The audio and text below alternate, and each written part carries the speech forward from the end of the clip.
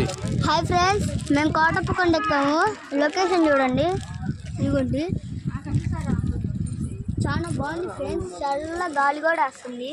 తర్వాత వినాయకుడిని చూపిస్తాను ఫ్రెండ్స్. అయిగోండి వినాయకుడు.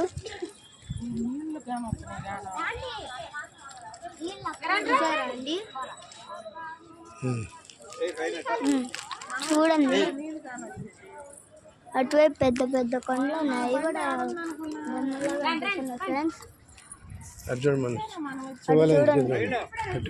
శివాలయం వైపు చూడండి ఫ్రెండ్స్. అటువైపుకి చూసారు ఎలా ఉందో.